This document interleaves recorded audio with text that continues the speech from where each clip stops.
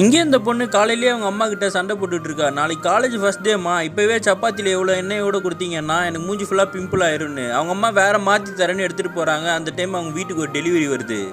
அந்த பார்சல் பார்த்தா வெளிநாட்டில் ரொம்ப நாள் பேசாமல் இருந்தால் அவங்க தங்கச்சிக்கிட்ட இருந்து வந்திருக்கு. ஓப்பன் பண்ணி பார்த்தா அதில் ஸ்லீவ்லெஸ் சுடிதார் ஒன்று இருக்குது. காலேஜுக்கு ஃபர்ஸ்ட் நாள் இந்த பொண்ணு போகிறதுனால இதுக்காக அனுப்பிச்சிருக்காங்க. இந்த பொண்ணு அதை ட்ரெஸ்ஸை போட்டு அவங்க அம்மா முன்னாடி நிற்கிறா.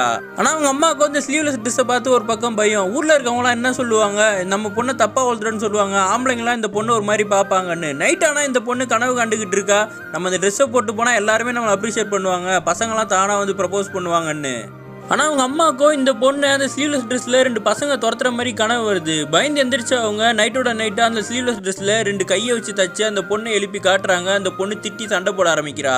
அப்போ அவங்க அம்மா சொல்கிறாங்க, இந்த மாதிரி சின்ன ட்ரெஸ் போட்டிருந்தா சமுதாயத்தில் தப்பு தான் நடக்கும்னு. அவங்க பொண்ணு சொல்கிறா, நீ கூட தான் சாரி கட்டியிருந்த, உனக்கே அந்த மாதிரி நடந்ததுன்னு அவங்க அம்மா கண்ணத்துலேயே அரைஞ்சிடுறாங்க.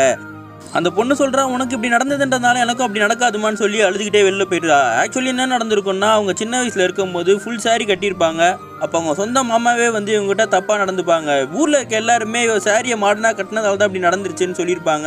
புருஷங்காரன் கூட இதனாலே டைவர்ஸ் வாங்கிட்டு போயிருப்பாங்க. நம்ம எப்படி ட்ரெஸ் போட்டாலும் ஊரில் இருக்கவங்க தப்பாக தான் பேச போகிறாங்கன்னு நைட்டோட நைட்டாக அந்த ட்ரெஸ்ஸை வந்து ரீமாடல் பண்ணி அவங்க அதில் வந்து சாரின்னு போட்டு வச்சுருக்காங்க. அவங்க பொண்ணு அதை பார்த்துட்டு காலையில் அவங்க அம்மாவை கட்டி பிடிச்சி அவளும் மன்னிப்பு கேட்குறா. அந்த ட்ரெஸ்ஸோட அவங்க அம்மா அந்த பொண்ணை கூப்பிட்டு போகிறாங்க. ரோட்டில் பார்க்குறவங்ககிட்டலாம், என் பொண்ணு அப்படி தான் ட்ரெஸ் பண்ணுவா, என்னடா பண்ணுவீங்கன்னு சொல்லி தைரியமாக கூப்பிட்டு போகிறாங்க.